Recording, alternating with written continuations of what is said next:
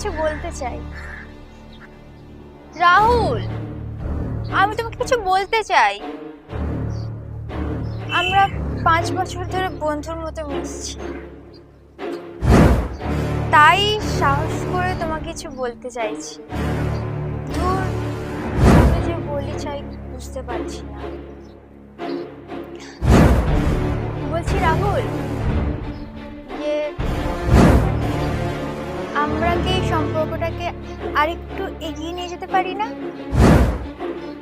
বাবা, এমন ভাব করছো যেন কিচ্ছু বুঝতে পারছো না। ন্যাকা, সবই বুঝছো। শোনো না, আমি না তোমাকে ভালোবেসে ফেলেছি। আমি বাড়িতেও জানিয়েছি, মা বাবার কোনো আপত্তি নেই। আমি তো আমার কথাটা বললাম, এবার তোমার কথাটা শুনি।